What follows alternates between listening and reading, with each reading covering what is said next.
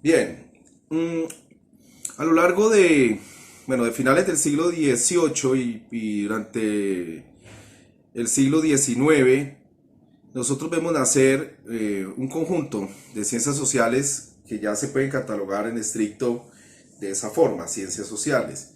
En tanto que, bueno, por dos características. El material de investigación es un material empírico, es decir, se hacen observaciones más o menos minuciosas de los hechos sociales que se están presentando. Dos, se construye una racionalidad que explica el comportamiento de estos hechos y eso pues asegura unas condiciones mínimas de conformación de una ciencia, en este caso una ciencia social. El factor mágico, religioso o divino o espiritualista ya no se introduce de ninguna manera. Es decir, Dios es más o menos confinado a un asunto de fueros muy personales y ya no hace parte en ningún momento de la arquitectura explicativa de los hechos sociales. Eso es otro elemento muy importante que ustedes allí van a encontrar cuando van haciendo estas ciencias sociales. Buena parte de las ciencias sociales que nosotros conocemos, pues a hoy, se generaron en el siglo XIX, ¿no? Ya entre el siglo XX lo que nosotros empezamos a percibir son maridajes, hibridaciones entre distintas ciencias sociales. Que eso pues ahorita lo vamos a ver. Y ciencias sociales que tengan que ver directamente con el campesinado, que trate de estudiar el asunto del campesinado, son en realidad muy recientes. Ustedes empiezan a ver publicaciones de revistas especializadas en el tema o de libros de investigación. Es a partir de los años 50 más o menos que van a ver el tratamiento sistemático en ciencias sociales del tema del campesinado. Bueno, ahora vemos algunos, por supuesto hay unos antecedentes, incluso en Marx hay ciertos antecedentes y en otros autores clásicos, ¿no? Bien, esto es como el recorrido que vamos a hacer en esta primera parte de la sesión y pues comencemos entonces con la sociología, que quizás es una de las primeras disciplinas de las ciencias sociales que adquiere una conformación, una conformación propia, es de las primeras, y eso, bueno, particularmente se lo debemos a la obra de Durkheim. Durkheim, pues como ustedes saben, es un científico social francés que, que estuvo influenciado directamente por el positivismo de Comte o Comte y, y introduce una idea pues que hizo fama, ¿no? A hoy, y es que en general se deben estudiar son los hechos sociales, y los hechos sociales están indefectiblemente influenciando y determinando buena parte de las decisiones que nosotros tomamos en la vida cotidiana o en la vida diaria. Es decir, existen unas estructuras sociales, un medio social que determina el comportamiento de los seres humanos, ¿no? Claro, esto tiene pues diversas críticas a hoy. Yo estoy resumiendo mucho y en el sentido de que estas estructuras sobredeterminan, en esta teoría sobredeterminan las conductas humanas, pero bueno, en parte la tesis de él tiene mucha fuerza, en el sentido de que sí, efectivamente, el hecho social o la estructura social ayuda o nos suministra explicaciones de los fenómenos o de los individuos o de las conductas sociales, ¿no?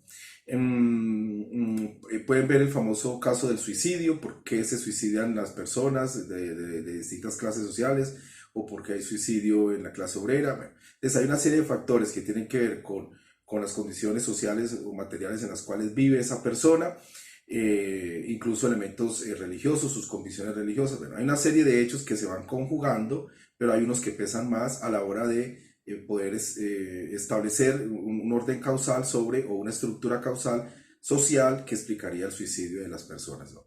Eh, pero efectivamente, el norte de la investigación debe ser elementos comprobables, empíricamente comprobables, relacionados con condiciones materiales de vida, por ejemplo, con tipo de vinculación laboral, etcétera, etcétera. Bueno, y sobre esto, pues, podemos encontrar también muchos ejemplos. Uno de ellos es, por ejemplo, los ingresos altos tienden, ¿no?, a acceder a cierto nivel de cualificación intelectual, a cierto capital intelectual o capital ilustrado que no tienen otras clases sociales. Por tanto, ese capital ilustrado o ese capital cognitivo o ese capital letrado hace que esas personas tengan ciertos comportamientos, ciertas visiones de mundo, ciertas capacidades para teorizar, reflexionar o comprender el mundo, mientras que las clases sociales que no tienen acceso a esa educación orientada a las élites, pues no adquieren ese mismo capital cognitivo, ese mismo capital social o letrado, ¿no? Entonces ya pueden ver ustedes las diferenciaciones o las explicaciones que uno puede dar cuando ciertas conductas están relacionadas directamente con el tipo de sistema educativo, o sea, estructura social que envuelve a una persona. Bueno, y hay muchos ejemplos que se suceden más en ese mismo tono, ¿no? En esa misma línea de argumentación. Por supuesto, no todas las estructuras sociales pueden explicar las conductas, ¿no? Por ejemplo, si bien es cierto la preferencia electoral conservadora o la preferencia electoral socialdemócrata o de izquierda se puede explicar más o menos según cierto rango de ingresos, eso sucede solamente en ciertas décadas de la historia, ¿no? Puedo poner el ejemplo de Europa o de Norteamérica, que por ejemplo desde los años 40 hasta los 80 había una elección de la clase trabajadora en general por plataformas políticas de izquierda, plataformas políticas de socialdemócratas en Europa y en Estados Unidos. Y luego hay una especie de derechización y la clase trabajadora empieza a preferir a los populismos de derecha, ¿no?, a elegir populismos de derecha. Pasó en Europa y pasó en Estados Unidos, al punto que la clase trabajadora hoy o la clase media baja y las clases populares empiezan a preferir este tipo de plataformas políticas. Entonces no es cierto siempre que uno pueda explicar más o menos que la estructura social que envuelve a unas personas, en este caso a la clase trabajadora o de bajos ingresos, pueda ser un factor explicativo potente de la preferencia electoral a la hora de votar, ¿no? Entonces empiezan a existir otra serie de elementos relacionados con el sistema educativo, ¿no? Es una de las explicaciones, o la explotación ideológica que hace un partido que logra de alguna forma desenclasar a los trabajadores y a las personas de bajos ingresos, los desenclasa y los hace o los induce a votaciones distintas, ¿no? Eso es puede ser una crítica muy fuerte a esta tesis de que los hechos sociales determinan de manera indefectible o sobredeterminan la conducta social. Mm, Bien. Luego es importante mencionar la presencia de Marx. Marx es pues el famoso pensador alemán de Treveris, que escribe pues una obra archiconocida, que es el Das Kapital o el Capital, y entre otras obras, pero esa es la más conocida. Bueno, él también desarrolla en distintas obritas, opúsculos o ensayos, él desarrolla también una suerte de sociología que podríamos llamarlo una sociología del enclasamiento social y de la lucha de clases. Es decir, Marx considera que, que las visiones de mundo que la gente tiene, que las concepciones de la vida que la gente desarrolla, que las ideas en general de vida buena que la gente tiene, se corresponden directamente con la clase a la cual pertenece. Pero si no se corresponde a dicha clase social, significa que esas ideas de vida buena o esas ideas que lo relacionan o lo identifican con esa clase, si no está así es porque está alienado. Es decir, no reconoce no reconoce que pertenece a esa clase social y está obrando de manera inauténtica o de mala fe, ¿no? Para decirlo de modo sartreano, por ejemplo. Es decir, se está negando a reconocer una especie de sustancia, ¿no? En él y es pertenecer a una clase social específica. Y eso sencillamente es una alienación. O sea, es una alienación aquí entendido porque es una noción totalmente distinta a la que se ha visto a lo largo de la historia. Él le da un giro y es perder la voluntad de sí o perder la autenticidad, otra manera de decir, ¿no? Está alienado, ¿no? Pierde su capacidad de reconocerse de manera auténtica o transparente y está simulando ser otra cosa o no puede actuar, esa es otra interpretación, o no puede actuar según sus deseos auténticos o intereses auténticos, sino que se ve abocado, ¿no? Por una especie de fuerza automática, ¿no? Que lo presiona, ¿no? Lo coacciona a actuar de otra manera, ¿no? A no reconocer sus propios intereses. Eso, por supuesto, ha sido ya muy criticado posteriormente porque se ve, a ver, se nota o se puede notar rápidamente que ya hay una especie de metafísica en el sentido de que pues, ni existen sustancias que le den a uno, le otorguen a uno una identidad por sí mismo, ¿no? Ni existe una especie de identidad auténtica en los individuos que se esté permanentemente negando cuando el trabajador está alienado, sino que más bien hay una serie de explicaciones mucho más complejas que tienen que ver con multiplicidad de factores, ¿no? Donde solamente no está el nivel de ingresos, no solamente está el barrio al cual uno pertenece, a la comunidad en la cual uno está, sino que también tiene que ver con acceso a ciertos bienes de la cultura, que tiene que ver con acceso a ciertos niveles de calidad del sistema educativo, que tiene que ver con el acceso a ideologías, especialmente a ciertas ideologías que dibujan un mapa de la sociedad donde efectivamente se condena o se desdeña el hecho de que existan diferencias de clases altas de altos ingresos o de grandes patrimonios y clases bajas sin recursos, muy desiguales y con toda suerte de sufrimientos, baja longevidad. Entonces se necesita una ideología que dé razones suficientes para que las clases medias o las clases populares se sientan incómodas en la situación en la cual están. Entonces hay muchos factores que explican por qué una persona actúa de una manera o actúa de otra, ¿no? Actúa reconociendo su clase o no actúa reconociéndola. Entonces la alienación es una especie de truco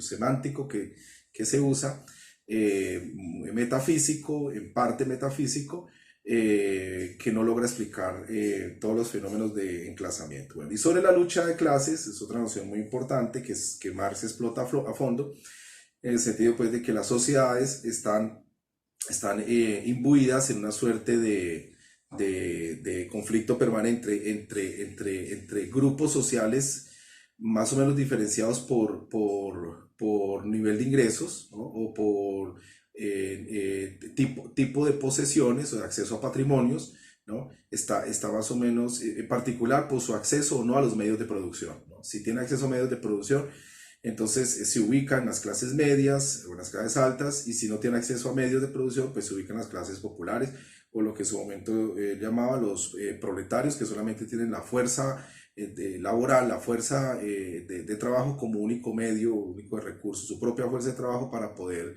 darse medios de vida, ¿no? Sus propios medios de vida. Esa lucha de clases es irreductible, en general es irreductible. Eh, en el sentido de que siempre habrá una confrontación entre clases sociales, pero que es esa lucha la que explica buena parte del movimiento de la historia de la humanidad. En todas las clases, perdón, en todas las sociedades o formaciones sociales, que es una expresión típica de Marx, se presentan confrontaciones o luchas entre clases.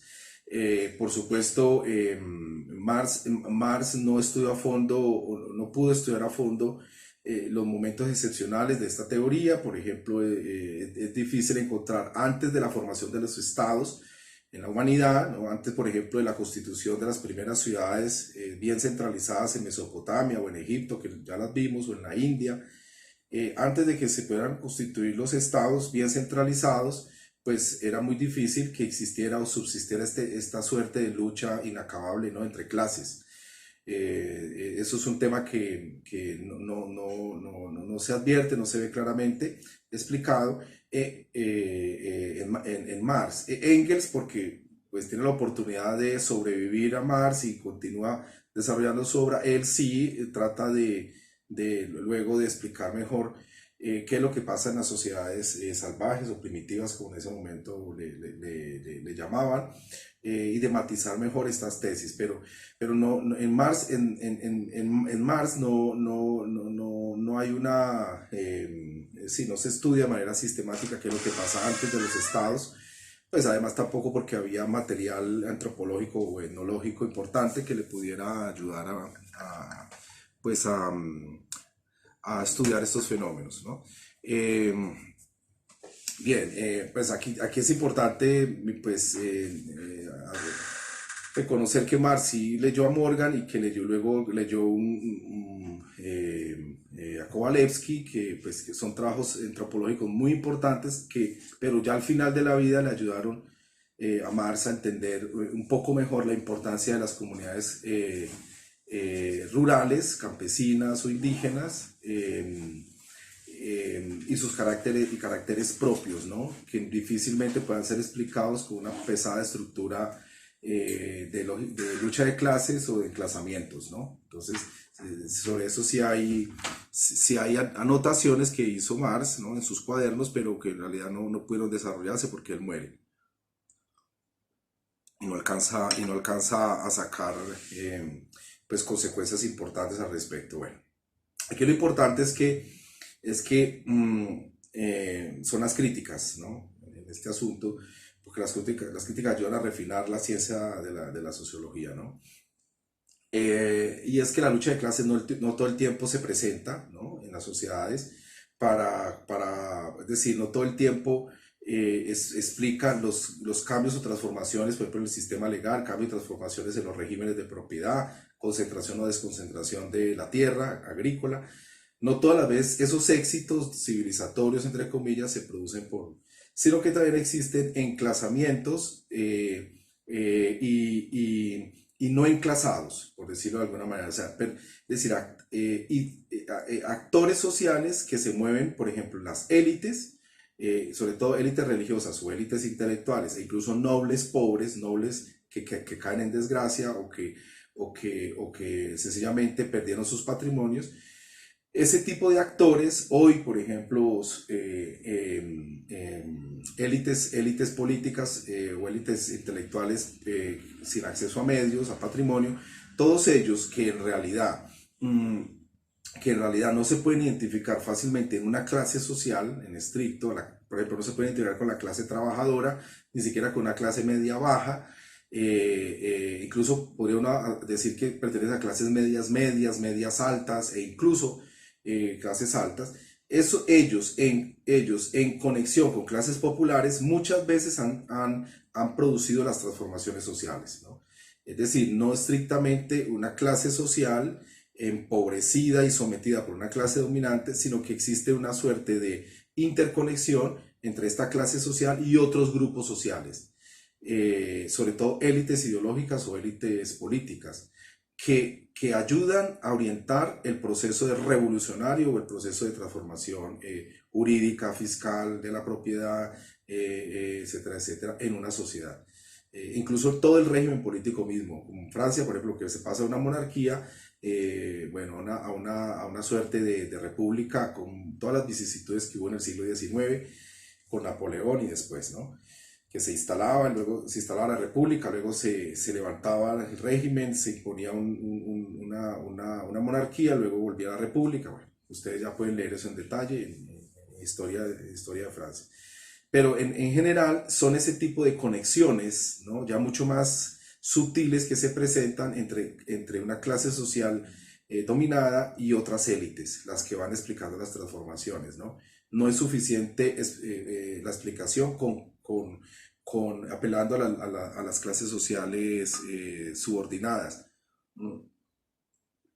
Eso aunque Marx no lo explicita, no lo deja claramente planteado en una especie de teoría de la lucha de clases.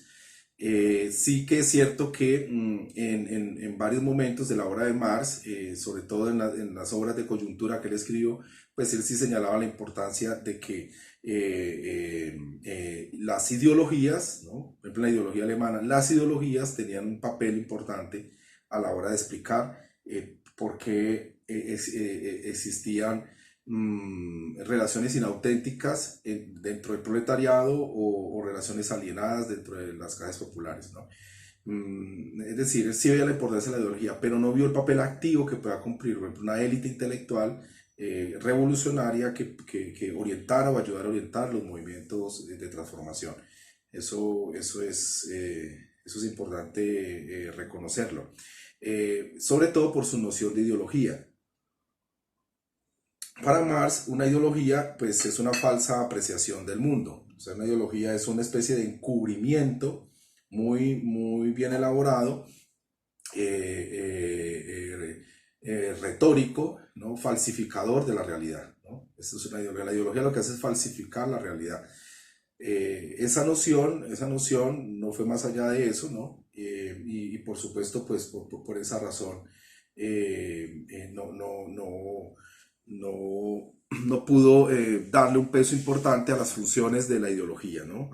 De las ideas mismas que moviliza la ideología y cómo esas ideas pueden, ¿no? Cuando penetran o logran circular en la clase trabajadora, pueden propiciar e incluso explicar buena parte de los movimientos revolucionarios o insurreccionales o sediciosos.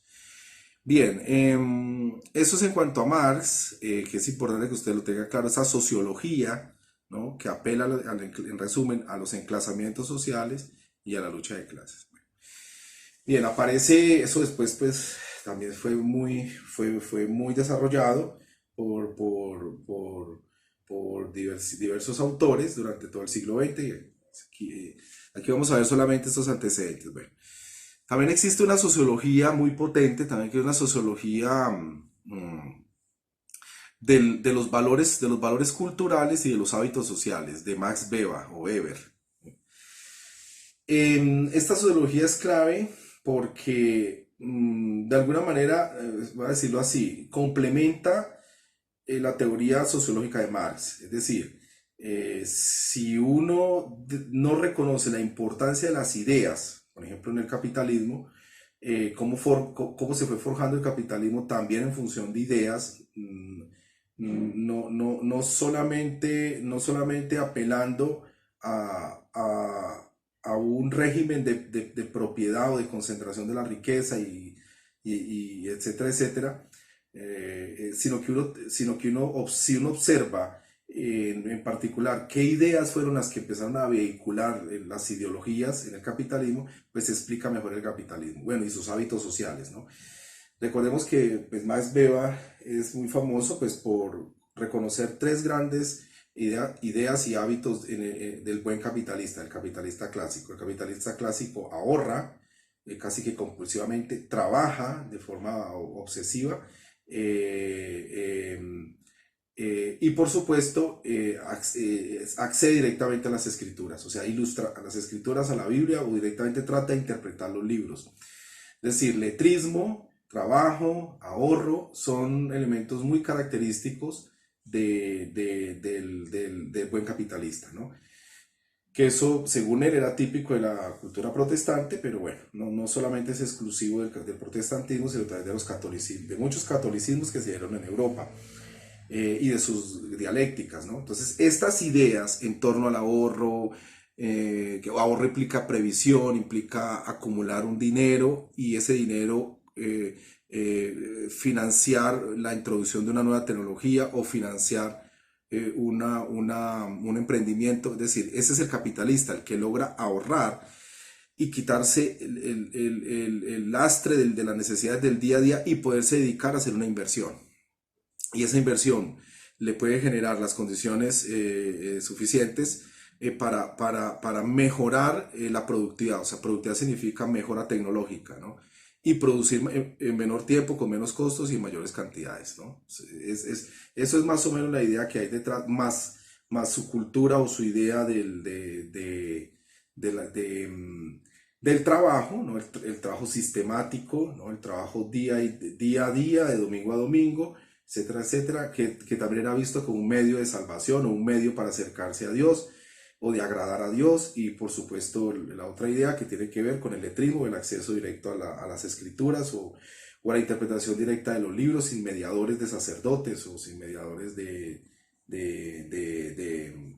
mm, de teólogos, de intelectuales, etcétera, etcétera. Es decir, eso lo que hacía era compeler o invitar al, al, al hombre capitalista a ilustrarse, ¿no? A entender, a comprender mejor en este caso las escrituras, el evangelio, por ejemplo, sino también entender y comprender mejor las distintas ideologías que estaban circulando por escrito, acceder al capital cultural o al capital letrado que había en ese momento. Entonces eso potenciaba también cierta cultura protocientífica e incluso científica del buen capitalista. Entonces toda esta teoría está muy bien, explica en general muy bien lo que sucede en el surgimiento del capitalismo, sobre todo ese capitalismo victoriano en Inglaterra del siglo XIX, donde efectivamente se cuentan historias de obreros que llegaban a convertirse en grandes emprendedores porque empezaban ahorrando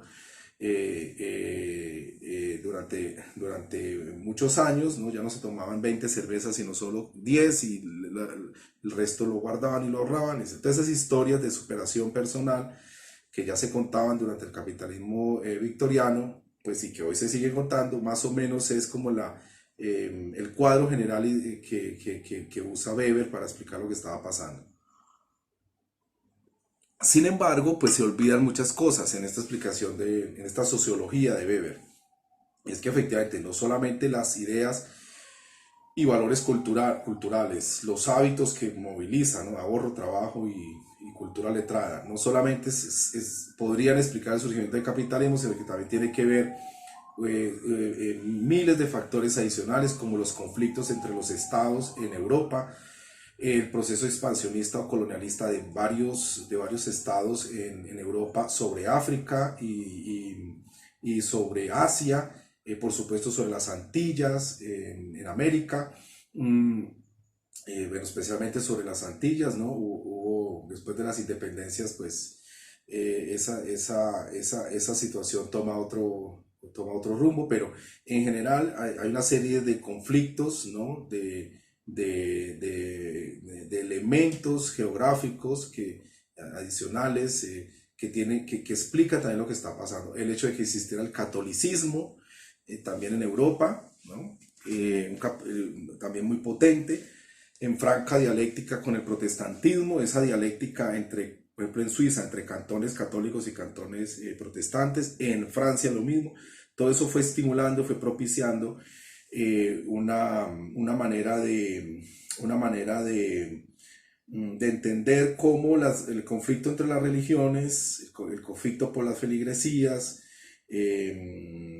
la asociación directa, la relación directa entre vida de éxito y tipo de identidad religiosa, todo eso entró en competencia y obviamente pues también estimuló eh, eh, el capitalismo en general. Bueno, hay muchos elementos adicionales, ¿no? Que tienen que ver con el desarrollo científico-técnico, la sofisticación de los motores a vapor, luego el desarrollo de la energía eléctrica, el uso de la energía eléctrica, el uso luego de los combustibles fósiles, o casi que en paralelo con el uso de los combustibles fósiles, y eso pues en parte se debió pues porque hubo un desarrollo científico-técnico previo que venía cuajándose incluso desde el siglo XII, con las nuevas tecnologías de navegación, con nuevos cambios en la agricultura, o sea, de la Edad Media ya se estaban dando revoluciones tecnológicas interesantes en Europa. Bueno, una cantidad de situaciones pero especialmente las competencias entre estados europeos que eran feroces, ¿no? Por controlar, para expandir sus mercados, por controlar las colonias en Asia, África y en las Antillas, etcétera, etcétera. Es esa competencia la que va explicando esa expansión del capitalismo en Europa y en Norteamérica. Bien, entonces no solamente nos podemos quedar con... Ah, y por supuesto Marx. Tampoco se puede dejar de lado a Marx. Es decir, efectivamente existen clases sin medios de producción, clases sociales que no tienen medios o posesión de medios de producción, y eso también en parte explica una situación en particular de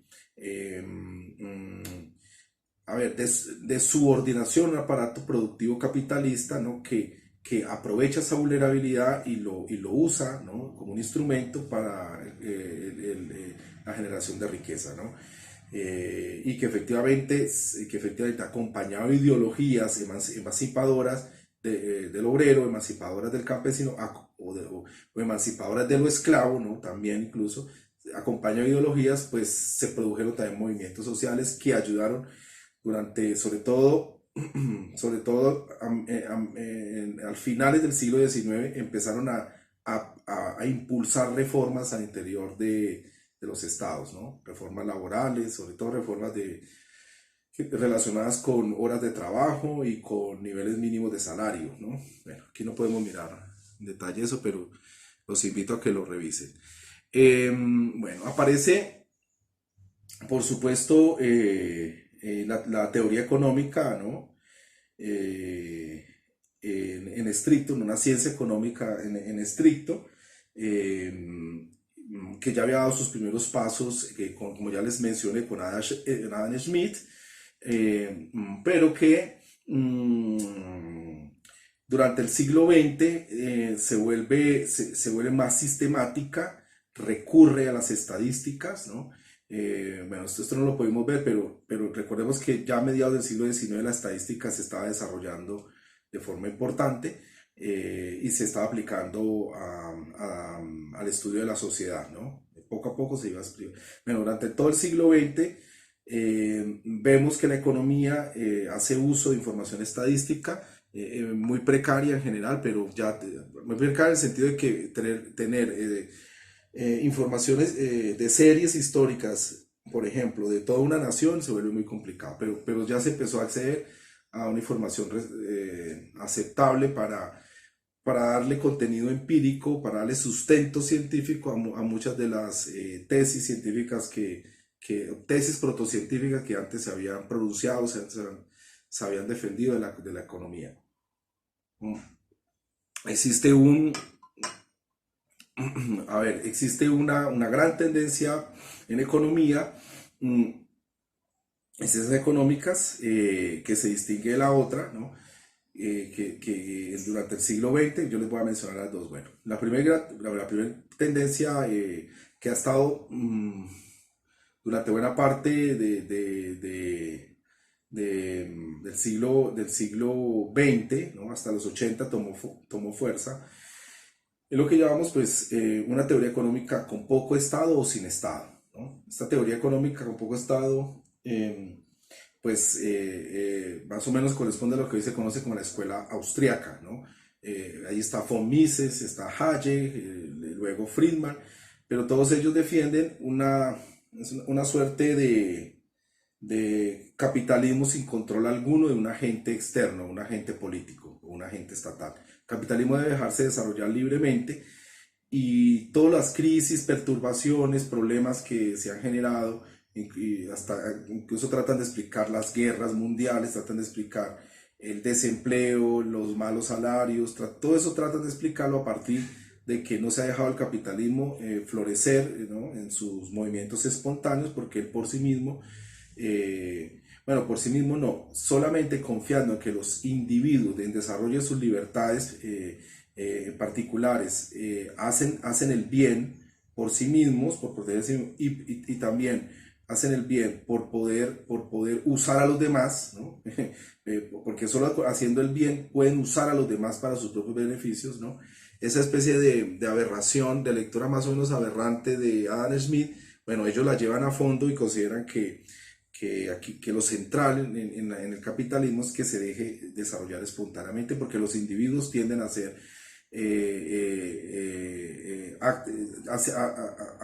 a producir buenos actos, tanto para él como para el colectivo, ¿no? Por pura elección individual o por pura libertad natural, ¿no? Si eso se afecta, de inmediato se producen guerras, la gente no coopera para producir, o la gente no coopera para intercambiar de manera competitiva, etcétera, etcétera. Eso es en general lo que ellos plantean, ¿no? Esto yo se los cuento que es muy importante en la medida en que a partir de los 80s eso se convirtió en lo que conocemos como el neoliberalismo, es decir, se volvió una especie de religión donde el Estado debe pues prácticamente disolverse, ¿no? En el mercado y no debería existir. Bueno, y está la otra tesis pues, que defiende una teoría económica con Estado. Una teoría económica en la cual em, hay ciertas dotaciones, ciertos bienes o ciertos problemas que hay en la economía o que hay en el capitalismo que no se pueden dejar o resolver a través del propio capitalismo. Entonces, que tiene que actuar un agente externo porque de otra manera se colapsaría la sociedad. El más conocido de ellos es Keynes o Keynes, en castellano Keynes, quien nos propone pues una teoría económica donde efectivamente se le ponen ciertos límites al funcionamiento de la economía de mercado. No podemos aquí mirar, pero en realidad se trata de un estado que podría en principio financiar proyectos sociales o proyectos de infraestructura que no lo puede hacer el mercado o no está interesado en que los agentes capitalistas lo hagan, ¿no? En general no es posible que los agentes capitalistas lo hagan. En otros momentos sí, pero entonces que se requiere Estado todavía, mucho Estado para que ayude a resolver muchos problemas, ¿no? Entonces Keynes inaugura, ¿no? De alguna manera una corriente de intervención estatal y, bueno, y la escuela, es decir, ese tipo de escuela ha tomado varias vías o diversificaciones y ya hoy, pues bueno, hoy reconocemos su huella, ¿no? Profunda prácticamente en todos los economistas pues que defienden la intervención del capitalismo en general. Y ciertas dotaciones básicas o rentas básicas para que la gente pueda ser resiliente a los impactos agresivos, ¿no? Del mercado laboral o, bueno, en general de la agresiva competencia que se presenta en el capitalismo entre distintos actores. Amartya Sen, por ejemplo, es uno de los... es un economista a ver, que introduce variables, por decirlo, del desarrollo humano al interior de la economía y les da una importancia enorme, donde efectivamente están las libertades, están las instituciones, es decir, los sistemas legales, etcétera, etcétera, y que solamente pueden ser potenciados, defendidos si el Estado funciona, perdón, si el Estado logra tener ciertos controles sobre la economía, el nivel escolar y todo eso. El Estado tiene que ayudar, tiene que fomentar a que ciertos bienes básicos se provean, los servicios básicos se provean. Bueno, Stiglitz también siempre ha estado muy cercano a estas teorías de un Estado que intervenga en muchos sentidos, sobre todo el flujo de activos financieros de un país a otro sin controles, los paraísos fiscales. Bueno, en esa misma línea, por ejemplo, Chan, Ha-Jung Chan, perdón, otro economista muy importante que conoce, por ejemplo, bien el problema de América Latina, también es bastante amigo de esta idea de un Estado que ayude por ejemplo, a fomentar la industrialización de una nación. Explica, explica pues esta urgencia, sobre todo en sus últimas obras, que de que las naciones subordinadas o periféricas del capitalismo pues logren industrializarse para poder competir más o menos de forma decorosa con las naciones del centro del capitalismo. De otra manera ellas pues no podrían salir de su situación de dependencia o de precariedad económica, bueno, todo ese tipo de tesis que ya estaban formuladas en otros autores, ¿no? Hoy empíricamente con datos estadísticos muy sólidos, ¿no? Y a nivel global, ¿no? Por ejemplo, Chang, este economista, las promueve y las defiende con una presencia importante de Estado, ¿no? Incluso él defiende la tesis de que los países pobres deberían tener derecho a emisiones, emisiones de carbono, en el sentido de que sus emisiones son tan pequeñas, ¿no? En general, son tan pequeñas que, que el aporte al cambio climático se vuelve pues despreciable, ¿no? O casi despreciable, o no despreciable, compensable. ¿Por quiénes? Pues por las naciones ricas, ¿no? Las naciones ricas tienen el deber moral, digámoslo así, de compensar las pequeñas emisiones que van a ser producidas por los países que se van a industrializar. Bueno, sobre todo él hace cálculos en el sentido de que países de renta por debajo de los $20.000 anuales, de renta, de esas rentas que están de $20.000 hacia abajo, para decirlo precisamente, esas naciones en su proceso de industrialización aportan poco a, a los gases de efecto invernadero porque están en crecimiento. En cambio, aquellas superiores a los $20.000 de rentas superiores, Suiza, Luxemburgo, Suecia, bueno, etcétera, etcétera, son naciones Alemania, que contaminan mucho y que tendrían posibilidades de subsidiar o de compensar este desarrollo industrial de de las naciones pobres. Bueno, en resumen, que Cuartales su industrialización, alegando o apelando a menos emisiones, es prácticamente condenarlos a que sigan empobreciéndose o que se siga aumentando la brecha entre países, entre naciones menos productivas o con menor productividad y con relación a aquellas con mayor productividad. Productividad significa aquí desarrollo de tecnologías que aseguran bajos costos, mayores rendimientos o mayores volúmenes, etcétera, etcétera, de cualquier bien o servicio. Bueno, eso en términos generales, lo que es importante aquí mencionar con relación a la teoría económica con Estado, ¿no? Con Estado. Bueno, Piketty, que es un economista francés ya muy conocido, que en su última obra, Capital e Ideología, los invito a que la miren, sobre todo en los últimos capítulos, plantea la arquitectura de un socialismo participativo en el cual se harían pues muchas reestructuraciones a los regímenes de propiedad a los regímenes fiscales, a las políticas asistenciales, ¿no? Propone una renta básica, propone una dotación universal de capital para los jóvenes de 25 años, propone medidas de género para nivelar los ingresos de las mujeres profesionales que no pueden cumplir con horas de trabajo como sus maridos.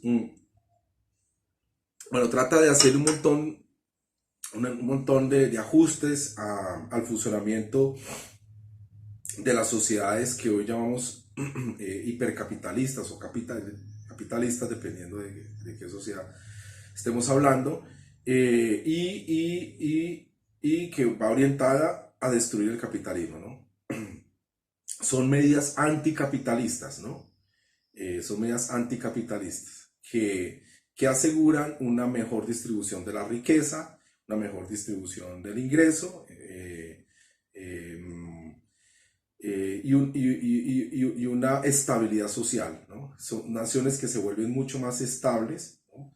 Es decir, que las potencialidades de un conflicto, una insurrección o una revolución violenta se atacan de raíz porque existe estabilidad social, ¿no? Porque la desigualdad baja, se controla mucho gracias a todas estas políticas. Entonces, plantea un socialismo en general participativo en los últimos capítulos de su obra, sobre todo, que yo les recomiendo que lo miren. Y allí, por supuesto, hay mucho Estado, no un Estado burocratizado, sino un Estado con, con mucho ahorro, con mucho patrimonio, ¿no? Con muchos recursos para poder invertir, ¿no?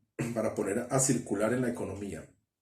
Por supuesto, es muy estricto en acabar con los paraísos fiscales, en ser transparente sobre las cuentas de los activos financieros que llegan, ¿no?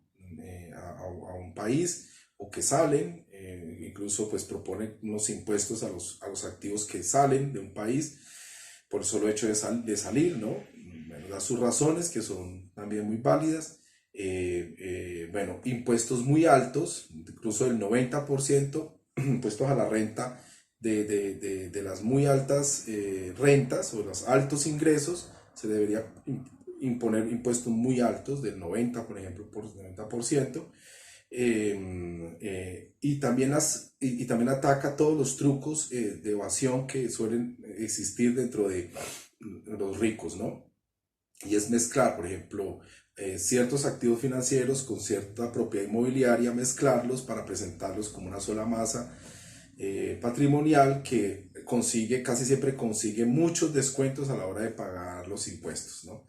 Bien, entonces ese tipo de trucos los condena y dice eso ya no debe existir, se deben generar impuestos que respondan de manera transparente a la riqueza real que tienen las personas, ¿no?